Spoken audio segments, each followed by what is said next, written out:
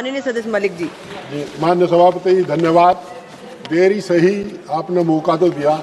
मान्यवर, पूरे देश में किसानों का खाद के नाम पर शोषण किया जा रहा है। सरकार कान में तेल गेर करके बैठी है।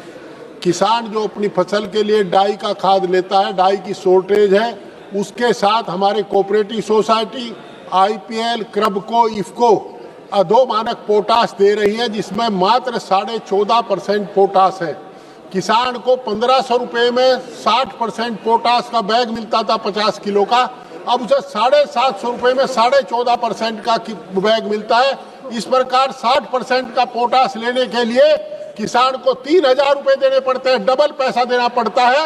और दुख इस बात का है, कोऑपरेटिव सोसाइटी उन लोगों से वो खाद खरीद करके, जो कारखाने की राख लेकर के, राख में प्राकृतिक रूप से पोटास होता है, उस राख को बैग में बंद करके, मेरे जिले में 5 कारखाने हैं और वो बेच रहे हैं कोऑपरेटिव के, इफको के, क्रबको के, आईपीएल के माध्यम से करोड़ों करोड़ों अरबों रुपया कमा किसान लूट रहा है। अकेले राजस्थान में 20,000 टन की बजाय 60,000 टन पोटास बेच दिया गया। मानवर, किसानों का बेहद शोषण है।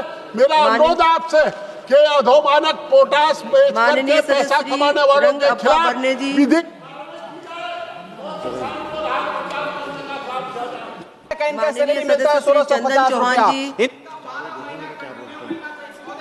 अध्यक्ष महोदय, मैं इस सम्मानित सदन में लोक महत्व के अति महत्वपूर्ण मुद्दे पे आपका ध्यान आकर्षित करने के लिए खड़ा हुआ हूं।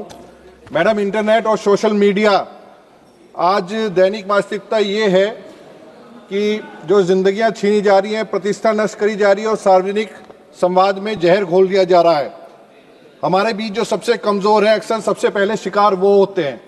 युवा और महिलाएं लगातार साइबर बुलिंग और ऑनलाइन उत्पीड़न का सामना करना पड़ रहा है। मैडम, महिलाओं को सार्वजनिक और ऑनलाइन जीवन में भाग लेने से रोकता है। परिवारों को की अखंडता और व्यक्तियों की प्रतिष्ठा में एक क्लिक से चकनाचूर हो रही है। मैडम, ये उदाहरण अभिव्यक्ति की स्वतंत्रता को दबाने के बारे में नहीं है, ये जवाबदेही का एक ढांचा स्थापित करने के बारे में है। हम अभिव्यक्ति की स्वतंत्रता को मानहानि, उत्पीड़न और हिंसा के लिए उकसाने का लाइसेंस नहीं बना सकते। हमारे कानूनी ढांचे को मजबूत करें। हमें वर्तमान सूचना प्रौद्योगिकी अधिनियम से परे जाकर उचित और सही सख्त नियम बनाने की आवश्यकता है। इन नियमों में सोशल मीडिया प्लेटफॉर्म्स को जवाबदेही स्पष्ट रूप से परिभाषित करनी चाहिए। मैडम, सेंसरशिप खतरनाक और अवैध सामग्री पे एक आवश्यक नियंत्रण है और विशेष रूप से हमारे युवाओं के बीच जिम्मेदारी सोशल मीडिया का उपयोग के बारे में सिखाने के लिए राष्ट्रव्यापी शैक्षिक अभियानों में निवेश करना की आवश्यकता है। अंत में मेरा निवेदन है, इस सदन के माध्यम से हमारा डिजिटल भविष्य एक चौराहे पे खड़ा है।